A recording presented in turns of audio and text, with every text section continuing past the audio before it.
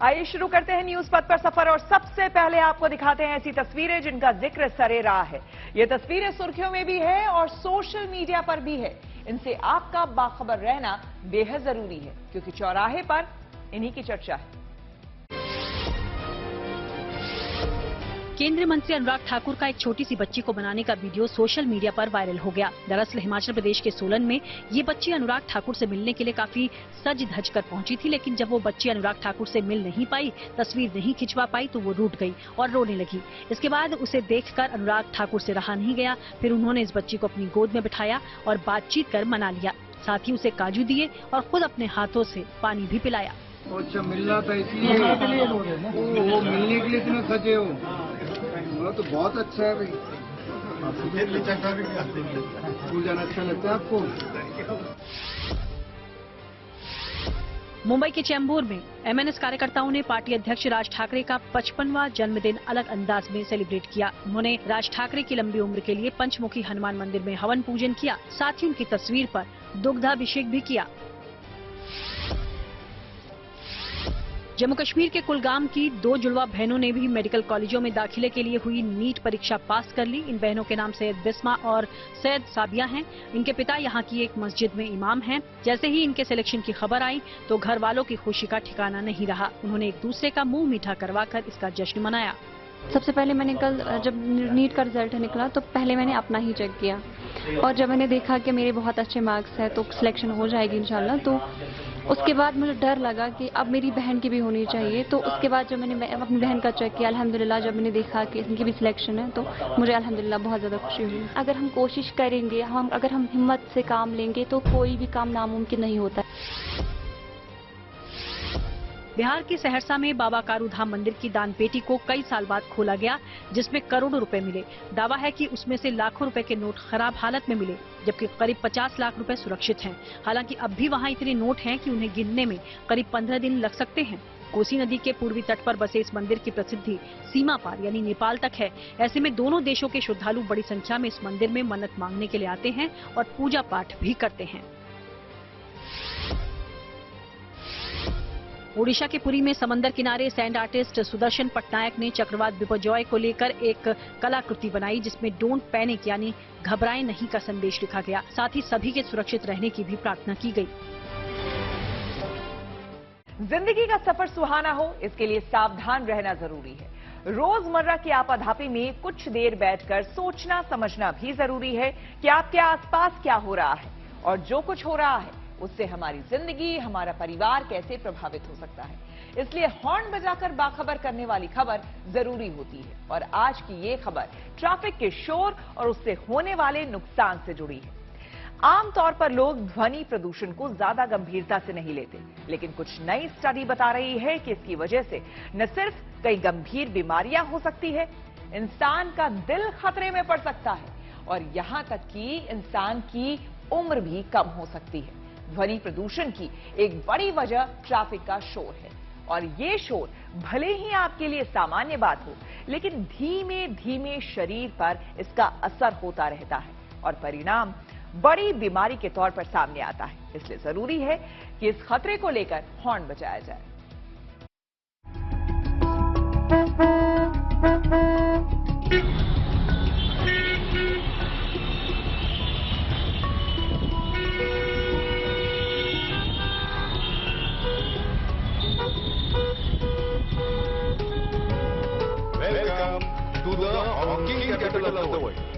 ये मुंबई है जो चाहे या ना चाहे हर लम्हे ऐसे बेपनाह शोर का सामना कर रही है। अनगिनत गाड़ियों से निकलने वाली हॉर्न की आवाज का हमला हर आदमी झेल रहा है और विडंबना ये है कि इस आवाज से परेशान होने के बावजूद खुद भी हॉर्न बजा रहा है।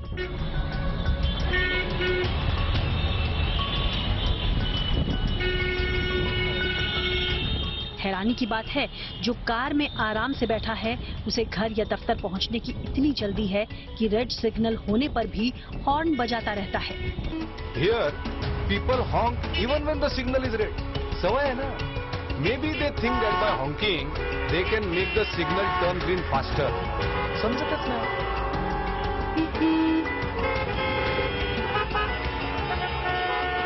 ये हालात सिर्फ मुंबई में नहीं, दिल्ली, कोलकाता, चेन्नई, कानपुर, देश के किसी भी बड़े शहर में सड़कों पर ऐसा ही असहनीय शोर सुनाई देता है।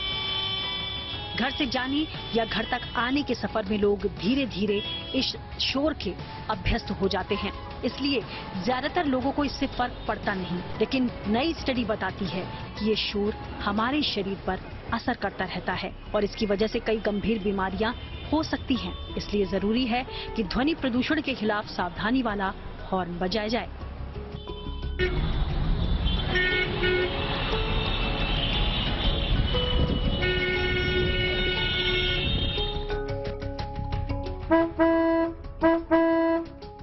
पहले आपको बताते हैं कि ध्वनि प्रदूषण से होने वाले नुकसान पर नई स्टडी क्या कहती है। अमेरिका के मैसाचुसेट्स जनरल अस्पताल ने अपनी स्टडी में बताया कि तेज आवाज से हमारे शरीर में कई केमिकल रिलीज होने लगते हैं जो हमारे नर्वस सिस्टम को प्रभावित करते हैं। इससे हमारे दिल की गति और बीपी बढ़ जाता है। रिसर्चर्स ने बताया कि ट्रैफिक के शोर में ज्यादा समय रहने वाले लोगों को 5 साल के अंदर दिल का दौरा पड़ने की संभावना बहुत ज्यादा होती है। ये स्टडी अमेरिका की है, लेकिन समझा जा सकता है कि ट्रैफिक के जिस शोर और ध्वनि प्रदूषण का हम सामना कर रहे हैं वो हमारे लिए खतरनाक साबित हो सकता है। मुंबई पुलिस ने 14 जून को नो हॉकिंग डे के जरिए मुंबई वालों को संदेश दिया। इसके जरिए लोगों से अपील की गई कि वो अपनी गाड़ियों का हॉर्न जरूरी होने पर ही और तय सीमा में बजाएं। एक वीडियो के जरिए मुंबई पुलिस ने मैसेज दिया कि अगर मुंबई वालों ने हॉर्न बजाना बंद नहीं किया तो ट्रैफिक सिग्नल पर उनका इंतजार लंबा हो सकता है। One day we connected decibel meters to a few signal poles around the city. If the decibel level went over 85 dB, the signal would reset and stay red for longer. हथा-बथा बोमलन। जाहिर है Mumbai police सड़क पर होने वाले तेज शोर से होने वाले नुकसान से लोगों को बचाना चाहती है। बेशक ये मुहिम मुंबई के लिए है, लेकिन देश के हर शहर और कस्बे तक ये मैसेज जाना जरूरी है, क्योंकि ध्वनि प्रदूषण का खतरा अब ज्यादा बड़ा हो चुका है। पेरिस हेल्थ एजेंसी की रिपोर्ट बताती है कि पेरिस में रहने वाले लोगों की ध्वनि प्रदूषण की वजह से करीब 11 महीने की औसत उम्र कम हो रही है, यानी ध्वनि प्रदूषण हमारी उम्र कम कर रहा है। वहीं WHO यानी विश्व स्वास्थ्य संगठन की रिपोर्ट के अनुसार वायु प्रदूषण के बाद ध्वनि प्रदूषण बीमारियों की दूसरी सबसे बड़ी वजह बन गया है। इसलिए इस शोर के हमले को ध्यान से समझना बेहद जरूरी है। ट्रैफिक में इसका सामना तो लोग कर ही रहे हैं। समस्या ये है कि सड़कों के किनारे रहने वाले लोग सोते वक्त भी इस शोर का हमला झेल रहे हैं। जो आवाजें हमारी नींद तोड़ती हैं उन्हें क्रॉनिक साउंड्स कहा जाता है, और ये सिर्फ परेशान ही नहीं करती बल्कि हाइपरटेंशन और दिल की बीमारियों का मरीज तक बना रही हैं, क्योंकि इस आवाज की आदत पड़ जाती है। इसलिए जरूरी नहीं कि आवाज परेशान ही करे, लेकिन शरीर इन आवाजों से प्रतिक्रिया करता है और बीमारियों को कई गुना बढ़ा देता है। जो लोग शांत इलाके में रहते हैं उनका शरीर ऐसी आवाजों से ज्यादा प्रतिक्रिया करता है, क्योंकि वहां आवाज की तीव्रता और बढ़ जाती है। विश्व स्वास्थ्य संगठन के अनुसार 53 डेसिबल से ज्यादा ट्रैफिक का शोर और 45 डेसिबल हवाई जहाज का शोर इंसान को बीमार बना सकता है। ध्वनि की मात्रा को डेसिबल में नापा जाता है। ज्यादा आवाज मतलब ज्यादा डेसिबल। अच्छी नींद के लिए जरूरी है आसपास शोर 35 डेसिबल से ज्यादा ना हो, और दिन के समय तो 45 डेसिबल तक ही हो। लेकिन मोटर कार, बस, मोटरसाइकिल, स्कूटर, ट्रक जैसा गाड़ियों का साउंड लेवल लगभग 90 डेसिबल तक होता है। लेकिन ये शोर अगर लगातार कानों तक जा रहा है तो सेहत के लिए खतरनाक साबित हो सकता है। इसलिए मुंबई पुलिस अपनी मुहिम के जरिए लोगों को कम से कम हॉर्न बजाने की नसीहत दे रही है। ऐसा प्रयास सिर्फ मुंबई में नहीं बल्कि पूरे देश में किए जाने की जरूरत है। आवश्यकता है कि हम अपने लेवल पर ही पहल करें और ड्राइविंग करते हुए हमेशा याद रखें, नो हॉर्न प्लीज। हाँ, दूसरों को ये बात समझाने के लिए जागरूकता वाला हॉर्न जरूर बजाएं। Bureau report, good news today.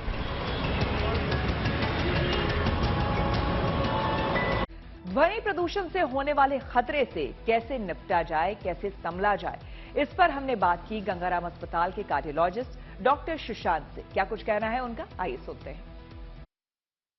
ध्वनि प्रदूषण एक ऐसा प्रदूषण है जो हमारे शरीर पे बहुत तरीकों से एक्ट करता है। हमारे शरीर में कुछ ऐसे पदार्थों को प्रस्तुत करता है जो हमारी बॉडी के लिए हार्मफुल हैं। नॉर्मली कभी भी बॉडी में कोई स्ट्रेस आता है तो कुछ हार्मोन्स प्रोड्यूस होते हैं बॉडी में, जिन्हें हम कैटेकोलामीन्स के नाम से जानते हैं। वो नॉर्मल रिएक्शन बॉडी की जो फ्लाइट, फाइट एंड फ्राइट की होती है, उसके लिए भगवान ने हमें दिए हैं। बट जब ये एक अननेचुरल तरीके से प्रस्तुत किए जाएंगे हमारी बॉडी में, तो उनका एक बुरा नतीजा हमें देखने को मिलेगा। तो जब भी हमारी जो है ध्वनि प्रदूषण की दिक्कत सामने आती है, तो उससे ये हार्मोन्स जो कि नॉर्मल तरह से प्रोड्यूस होने चाहिए, वो अबनॉर्मल तरह से प्रोड्यूस हो रहे हैं, और वो ना केवल हमारी दिल की धड़कन, हमारे ब्लड प्रेशर को बढ़ाते हैं और हमारी बॉडी में कुछ ऐसी दिक्कतें करते हैं जिससे कि हमें हार्ट अटैक, ब्रेन स्ट्रोक और ऐसी बीमारियों से गुजरना पड़ सकता है। मैं आपको एक एग्जांपल दूंगा कि कुछ स्टडीज ऐसे हुई थी जिसमें देखा गया कि जो लोग एयरपोर्ट्स के पास रहते थे या जो रेलवे स्टेशन के पास रहते थे, उनको ध्वनि प्रदूषण के कारण हार्ट अटैक, दिल का दौरा, ब्रेन स्ट्रोक ज्यादा पाया गया। उनमें स्टडी में ये देखा गया कि उनके अंदर जो ब्लड की जो थिकनेस थी या गाढ़ापन था, वो ज्यादा था दूसरों से। उनका ब्लड प्रेशर दूसरों से ज्यादा था, उनका कोलेस्ट्रॉल लेवल्स दूसरों से ज्यादा था। तो ये क्यों हुआ?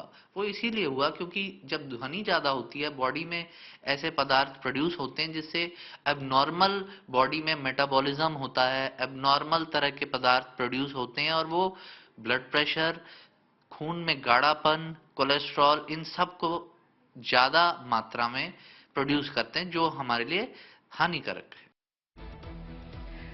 बिपरजॉय तूफान पर गुजरात से महाराष्ट्र तक सरकार की पैनी नजर बनी हुई है। न्यूज एक्सप्रेस में आपको सीधे लिए चलते हैं और देश से जुड़ी कुछ और जरूरी खबरें वहां आपका इंतजार कर रही है। आइए देखते हैं।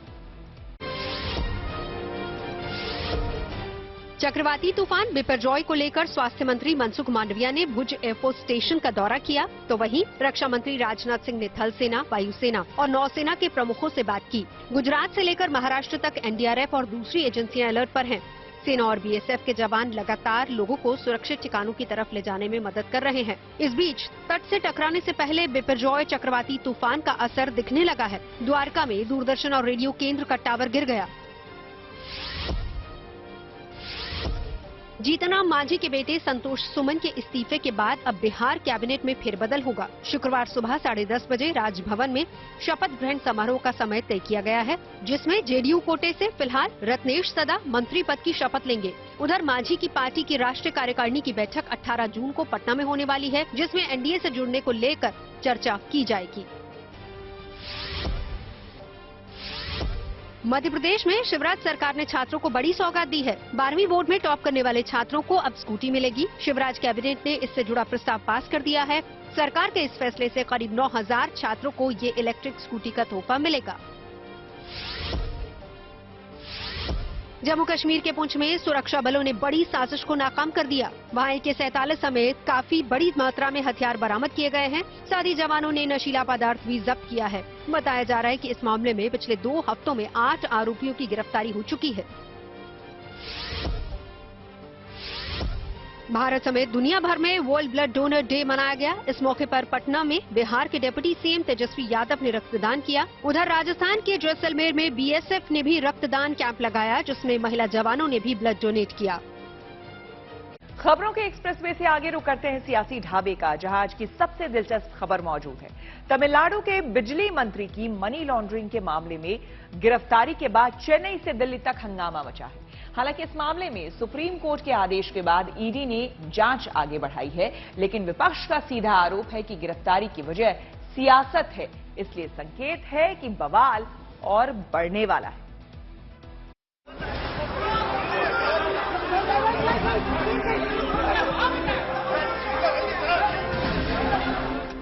गिरफ्तारी से सेंथिल बालाजी को तकलीफ भी हुई और झटका भी लगा।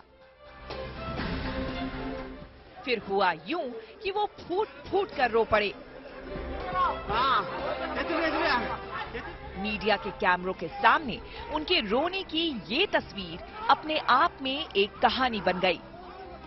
फिर उनका हाथ सीने पर गया उनको दर्द की शिकायत हुई और इसके बाद उन्हें अस्पताल में भर्ती कराना पड़ा। ईडी की जांच और उसके बाद तमिलनाडु के बिजली मंत्री की गिरफ्तारी से वैसे भी सियासी हंगामा होना था, जो हुआ, लेकिन चुनावी मौसम में इसका असर दक्षिण से उत्तर तक महसूस हुआ। अगर कोई गलती किया है तो उसको आप सुबह आके इंक्वायरी कर सकते थे।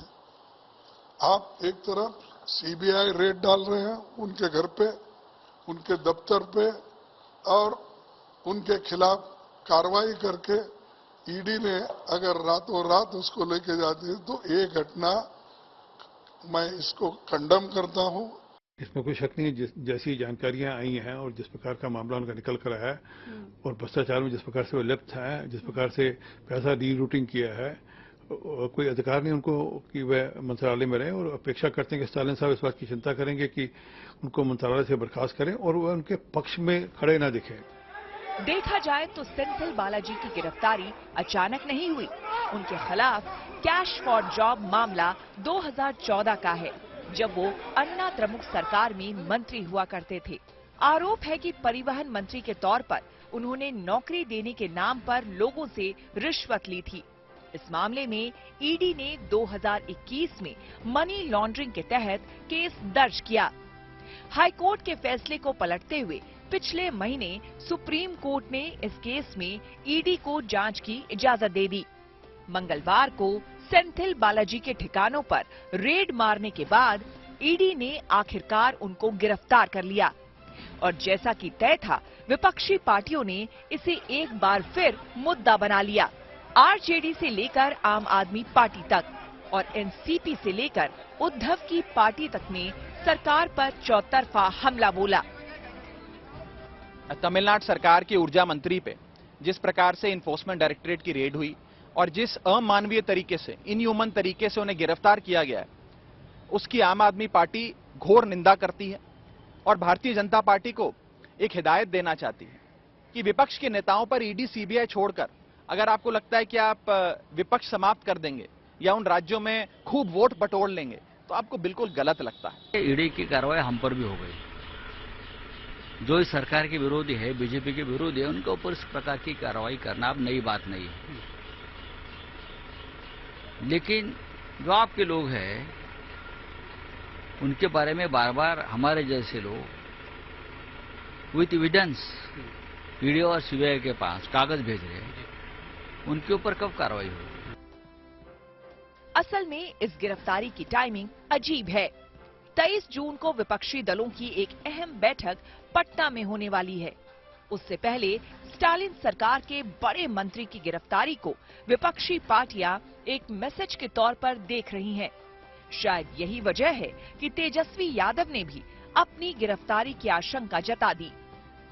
दिक्कत क्या है ना, ये जो ईडी, आईटी और सीबीआई है, अब इनको इन नामों से पुकारने का दिल भी नहीं करता।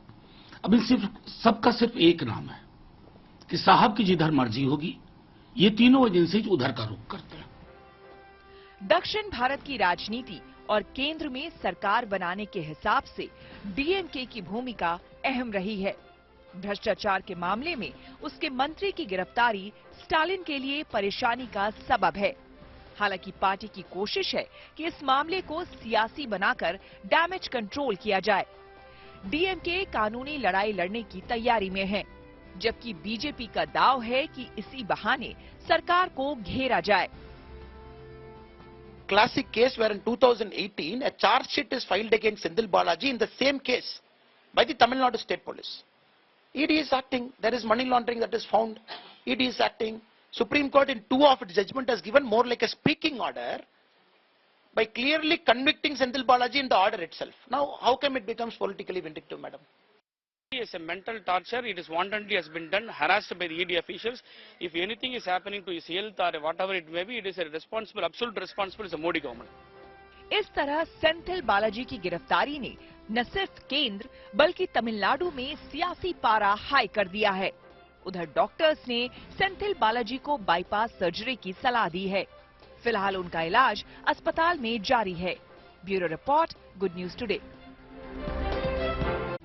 न्यूज 7 पर आगे है धन बाजार, जहां शेयर बाजार से लेकर कारोबार तक की सभी अहम खबरें होती हैं और इसका सीधा रिश्ता आपकी आमदनी आपकी जेब से होता है। तो तेज रफ्तार खबरों के बीच ये जरूरी खबरें छूट न जाए, इसलिए आपको सीधे लिए चलते हैं धन बाजार। शेयर बाजार में लगातार तीसरे दिन तेजी देखने को मिली। सेंसेक्स 85 अंक बढ़कर 63,229 पर बंद हुआ, तो निफ्टी भी 40 अंकों की बढ़त के साथ 18,756 पर पहुंच गया। इस दौरान मेटल और ऑटोमोबाइल समेत ज्यादातर सेक्टर्स के शेयरों में तेजी रही। दिल्ली सराफा बाजार में सोने चांदी की कीमतों में गिरावट दर्ज की गई। सोने की कीमत प्रति 10 ग्राम 430 रुपए से गिरकर 60,250 रुपए पर आ गई, जबकि चांदी 620 रुपए सस्ती हो गई। अब 1 किलो चांदी 73,500 रुपए पर मिलेगी। महंगाई के मोर्चे पर आम आदमी को बड़ी राहत मिली। थोक महंगाई दर मई में गिरकर -3.48% पर आ गई। ये पिछले 8 साल में सबसे कम है। वैसे अप्रैल में थोक महंगाई दर 0.92% रही थी। मारुति सुजुकी 5 जुलाई को अपनी नई कार इन्विक्टो लॉन्च करेगी। कंपनी की इस नई कार की बुकिंग 19 जून से शुरू हो जाएगी। इस नई कार में सेल्फ चार्जिंग इलेक्ट्रिक मोटर के साथ एक हाइब्रिड पेट्रोल इंजन का ऑप्शन भी मिलेगा। अनुमान है कि इस कार की कीमत करीब 18.5 लाख रुपए हो सकती है। अब रुक करते हैं प्रगति मार्ग का, जहां ऐसी खबरें हैं जो कि देश की तरक्की, प्रगति और लोगों की काबिलियत दिखाती है। ऐसा ही कारनामा कश्मीर की 2 जुड़वा बहनों ने नीट यूजी परीक्षा में करके दिखाया है। पहली बार में ही बिस्मा और साबिया ने नीट क्वालिफाई कर अपनी सफलता का रंग कश्मीर की वादियों में बिखेर दिया है। और अब इन दोनों जुड़वा बहनों की कामयाबी का शोर दूर दूर तक गूंज रहा है।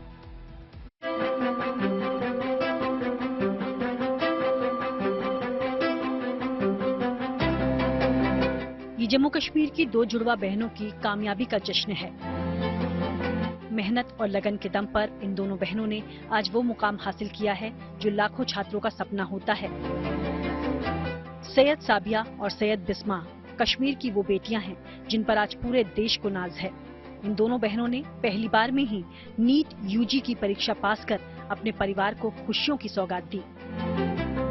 अब जब मैंने स्टार्ट की प्रिपरेशन नीट की तो मुझे तब रियलाइज़ हुआ कि डॉक्टर बनना एक बहुत अच्छा पैशन है, बहुत अच्छा फील्ड है ये। तो मतलब यहाँ पे हम पेशेंट्स की हेल्प कर सकते हैं और मुझे लगता है कि एक डॉक्टर जो होता है वो बहुत ज़्यादा कर सकता है अपनी सोसाइटी के लिए, अपनी कौम के लिए। और एक इंसान के लिए सबसे बढ़कर यही है कि वो अपनी सोसाइटी को कुछ दे। तो as a doctor, as a teacher जो लोग सोसाइटी को कुछ देते हैं तो वो बहुत कुछ है, इसलिए मैं चाहती थी कि मैं डॉक्टर बन। कश्मीर की बिस्मा और साबिया की कामयाबी का शोर अब दूर तक सुनाई दे रहा है। इन बेटियों ने भले ही अपनी सफलता का श्रेय परिवार और टीचर्स को दिया है, लेकिन इन दोनों की मेहनत और कामयाबी ने एक बार फिर से साबित कर दिया कि मजबूत इरादे और मेहनत से किसी भी मंजिल को हासिल किया जा सकता है।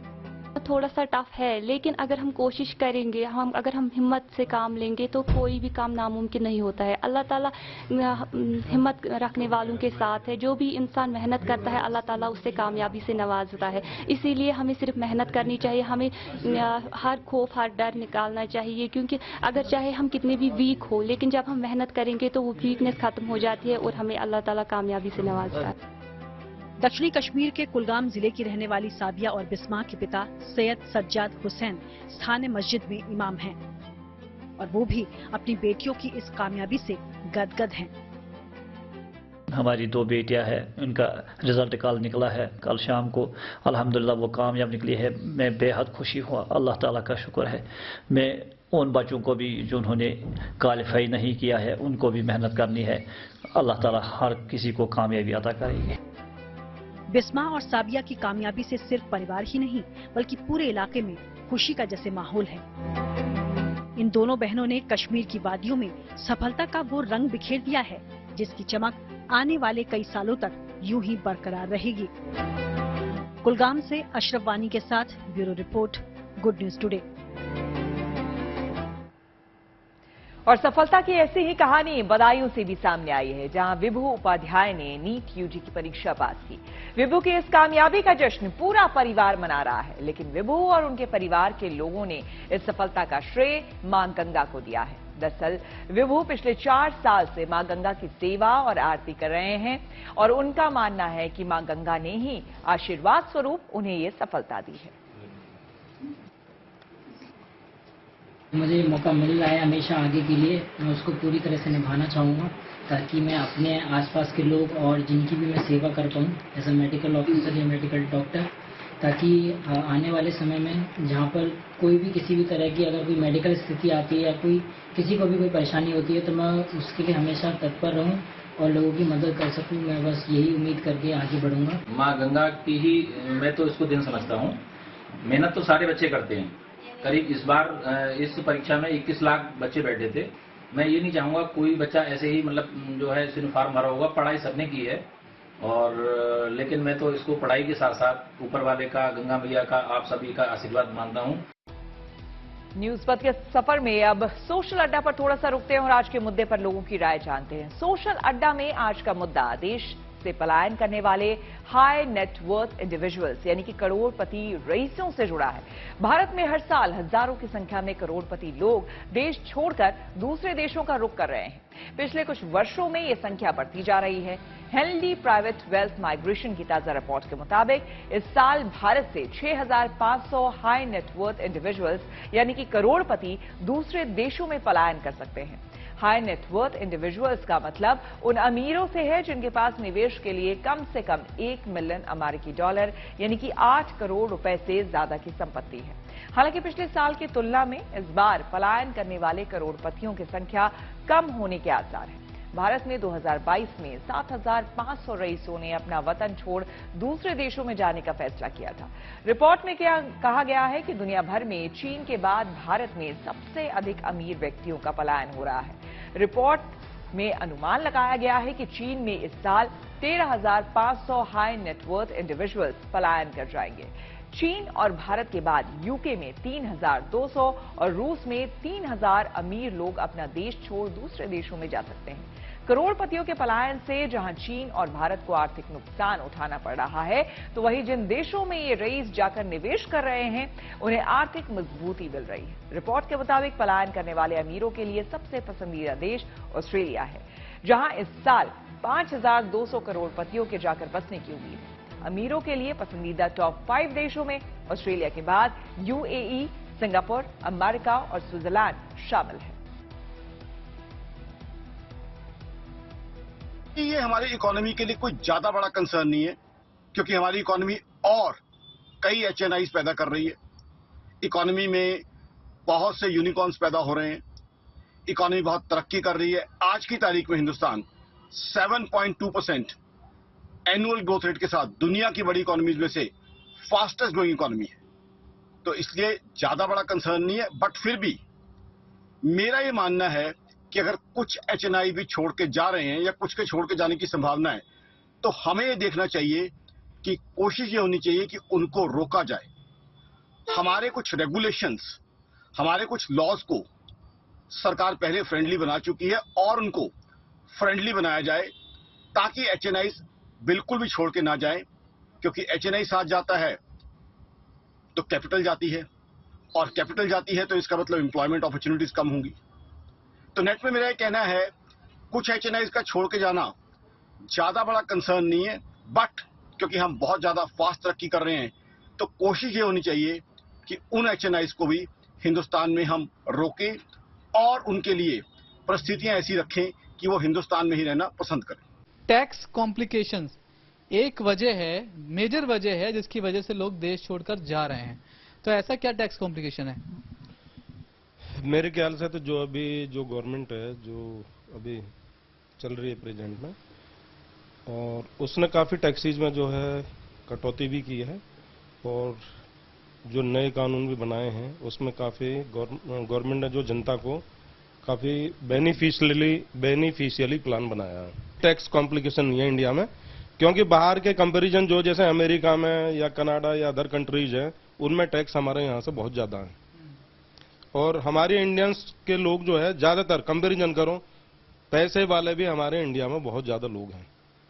तो अगर कोई मतलब जो है 2-4 हजार हमारे यहाँ से चले भी जाएं तो कोई फर्क नहीं पड़ता इंडिया पर। आपको क्या ऐसी वजह लग रही है कि टैक्स कॉम्प्लिकेशन है या पॉलिटिक्स में कुछ गड़बड़ी है? हाँ, मुझे तो ये लगता है कि 2014 से जब से ये गवर्नमेंट आई है तब से टैक्स पेयर बढ़ गया और उसके बाद हमारा जीएसटी भी बहुत बढ़ गया। तो इससे भी व्यापारियों में थोड़ा सा नेचुरली होता कि पहले टैक्स पेयर मतलब आदत नहीं थी ना टैक्स देने की, और आज पान वाला बीड़ी वाला भी टैक्स देता है। क्यों? कि जो उसकी इनकम है वो सारी उस पर मतलब पेटीएम से उससे जाती है तो अकाउंट में जाती है। जो टैक्स चोरी करते थे वो जा रहे हैं? नहीं, टैक्स चोरी करते हैं नहीं, ऐसा क्रेज तो पहले भी था। लोग कनाडा जा रहे हैं, अमेरिका जा रहे हैं, आज थोड़ी जा रहे हैं, पहले से जाते हैं। भाई आपका बेटा हुआ हर साल बढ़ रहा है ना? नहीं बढ़ रहा क्या, अब ये तो देखो बिजनेसमैन वाली बात है कि भाई हाँ ठीक, ये भी हो सकता है, ये भी हो सकता है कि भैया टैक्स चोरी का चक्कर है तो चलो भैया बाहर चलो, बाहर बिजनेस करते हैं, यहाँ तो टैक्स देना पड़ेगा। रेल यात्रियों के लिए अच्छी खबर है। रेलवे की एक साथ 5 नई वंदे भारत ट्रेन शुरू करने की तैयारी है। आपको बता दें कि मीडिया रिपोर्ट के मुताबिक 26 जून को 5 और रूट पर वंदे भारत ट्रेन चलना शुरू हो जाएगी। प्रधानमंत्री नरेंद्र मोदी वीडियो कॉन्फ्रेंसिंग के जरिए in semi high speed train को हरी झंडी दिखा सकते हैं। 2 जून को ओडिशा में हुए भीषण रेल हादसे के बाद ये पहला मौका होगा जब किसी नई ट्रेन की शुरुआत होगी। ओडिशा रेल हादसे के कारण रेल मंत्रालय ने मुंबई गोवा रूट पर वंदे भारत ट्रेन के लॉन्च को रद्द कर दिया था। अब जिन 5 नए रूट्स पर वंदे भारत ट्रेन ऑपरेशन शुरू करेगी उसमें मुंबई गोवा, बेंगलुरु हुबली, पटना रांची, भोपाल इंदौर और भोपाल जबलपुर शामिल है। ये पहली बार होगा जबकि एक ही दिन 5 वंदे भारत ट्रेन अलग अलग रूट्स पर दौड़ना शुरू करेगी। ओडिशा रेल हादसे को ध्यान में रखते हुए इस बार वंदे भारत ट्रेन लॉन्च करने का इवेंट बड़ी सादगी से मनाया जाएगा। मौजूदा समय में देश के तमाम राज्यों और केंद्र शासित प्रदेशों में 18 वंदे भारत ट्रेन चलाई जा रही है। देश की पहली वंदे भारत ट्रेन 2019 में नई दिल्ली से वाराणसी के बीच शुरू की गई थी। YouTube की पॉलिसी में बड़ा बदलाव। जी हां, टेक्नोलॉजी से जुड़ी ऐसी ही हर एक जरूरी खबर को जानने और समझने के लिए आइए आपको लिए चलते हैं डिजिटल गली। खबर है कि अमेरिकी कंपनी एप्पल अपना बड़ा मैन्युफैक्चरिंग कारोबार भारत शिफ्ट कर सकती है। इसको लेकर बैंक ऑफ अमेरिका ने एक रिपोर्ट जारी की है। इसके मुताबिक एप्पल 2025 तक 18% ग्लोबल आईफोन मैन्युफैक्चरिंग को भारत शिफ्ट करने पर विचार कर रही है। इसके पीछे भारत सरकार की नीतियों को वजह बताया गया। खबर है कि YouTube की पॉलिसी में बड़ा बदलाव हो सकता है। कहा जा रहा है कि अब सिर्फ 500 सब्सक्राइबर्स से ही चैनल मोनेटाइज करवाया जा सकता है। साथ ही वॉच टाइम का नियम घटाकर 3000 घंटे का होगा। हालांकि अभी ये बदलाव अमेरिका, ब्रिटेन और दक्षिण कोरिया समेत कुछ ही देशों में लागू होंगे, जबकि भारत में पहले की तरह नियम बना रहेगा। मेटा के चीफ साइंटिस्ट यान लेकुन ने आर्टिफिशियल इंटेलिजेंस को लेकर बड़ा दावा किया। उन्होंने कहा कि चैट जीपीटी का भविष्य नहीं है और नई टेक्नोलॉजी एआई को रिप्लेस कर देगी। चीन ने ताइवान के मुद्दे पर अमेरिका को नसीहत दी है। आइए आपको सीधे लिए चलते हैं न्यूज एक्सप्रेसवे पर, जहां पर दुनिया की कई और जरूरी खबरें कर रही हैं आपका इंतजार। चक्रवात बिपरजॉय को लेकर पाकिस्तान में भी खतरे का अलर्ट जारी किया गया। वहां के सिंध प्रांत में समंदर तट से लोगों को सुरक्षित निकालने के लिए सेना को तैनात करने के निर्देश दिए गए, लेकिन कई लोगों ने अब भी कई इलाकों तक मदद नहीं पहुंचने का दावा किया। संभावना जताई जा रही है कि बिपरजॉय कराची और सिंध के तटीय क्षेत्रों से टकराएगा। वहां के मौसम विभाग का अनुमान है कि 140 से 150 किलोमीटर प्रति घंटे की स्पीड से हवा चल सकती है। ऐसे में इस चक्रवात से सबसे ज्यादा पाकिस्तान के सिंध प्रांत में नुकसान पहुँचने की आशंका है। पूर्व अमेरिकी राष्ट्रपति डोनाल्ड ट्रंप मायामी की अदालत में पेश हुए। इस दौरान ट्रंप ने सुनवाई के दौरान सभी आरोपों को नकार दिया और खुद को बेकसूर बताया। वहीं अदालत से निकलने के बाद ट्रंप गोल्फ क्लब पहुंचे, जहां उन्होंने अपने समर्थकों को संबोधित किया। इस दौरान ट्रंप ने कहा कि अमेरिका के इतिहास में पहली बार ऐसा हुआ जब राष्ट्रपति ने अपनी ताकतों का इस तरह से गलत इस्तेमाल किया। ट्रंप पर आरोप है कि वो अपने कार्यकाल के दौरान कई सरकारी दस्तावेज घर ले गए। चीन ने ताइवान के मुद्दे पर अमेरिका को नसीहत दी। दरअसल चीन के विदेश मंत्री किन गैंग और अमेरिकी विदेश मंत्री एंटनी ब्लिंकन की फोन पर बातचीत हुई, जिसमें किन गैंग ने कहा कि अमेरिका को उनके देश के मामलों में हस्तक्षेप करना बंद कर देना चाहिए। चीनी विदेश मंत्री का मतलब खासकर ताइवान से था। उनका कहना है कि अमेरिका को ताइवान जैसे चीन की चिंता का सम्मान करना चाहिए। यूक्रेन युद्ध के बीच रूसी राष्ट्रपति व्लादिमीर पुतिन इस हफ्ते एक बड़े समिट को संबोधित करेंगे। दरअसल Saint Petersburg International Economic Forum का समिट शुरू हो चुका है। कहा जा रहा है कि इसमें पुतिन 16 जून यानी शुक्रवार को संबोधित कर सकते हैं। रूस के इस सबसे बड़े इकोनॉमिक फोरम में इस साल संयुक्त अरब अमीरात पार्टनर देश के तौर पर शामिल है। स्पेन के कैटेलोनिया इलाके में बारिश की वजह से हालात बिगड़ गए। सड़कों पर पानी भर गया, जिसे निकालने के लिए कई टीमें लगाई गईं ताकि लोगों को राहत मिल पाए। वहां से सामने आई कई तस्वीरों में गाड़ियां सड़कों पर पानी से लबालब भरी नजर आईं। इंडोनेशिया ओपन में श्रीकांत और लक्ष्य सेन की होगी भिड़ंत। खेल जगत से जुड़ी कुछ और खबरों को जानने के लिए आइए आपको सीधे लिए चलते हैं खेल चक्कर। ऋषभ पंत ने सोशल मीडिया पर एक वीडियो शेयर किया। इसमें वो बगैर स्टिक के सीढ़ियां चढ़ते दिखे। ऋषभ सड़क हादसे के बाद अब रिकवर होने की कोशिश में हैं। इसी से जुड़े उन्होंने एक साथ 2 वीडियो शेयर किए। इसके पहले वीडियो में दिखा कि उन्हें चढ़ने के लिए पहले सहारा लेना पड़ता था, लेकिन दूसरे वीडियो में दिख रहा है कि वो बिना किसी सहारे के ही सीढ़ियां चढ़ गए। बैडमिंटन खिलाड़ी के श्रीकांत ने इंडोनेशिया ओपन में 21-13 और 21-19 से जीत हासिल की। इसी के साथ उन्होंने प्री क्वार्टर फाइनल में जगह बनाई, जहां उनका मुकाबला लक्ष्य सेन के साथ होगा। केरल के कन्नूर में एक अनोखा टैलेंट दिखाई दिया। यहाँ एक कलाकार ने अलग तरीके से विराट कोहली की तस्वीर बना दी। दरअसल अनुज नाम के युवक ने पहले गेंद को स्याही में डुबोया और फिर इसे बार बार दीवार पर ऐसे फेंका कि इससे विराट कोहली की तस्वीर उभर आई।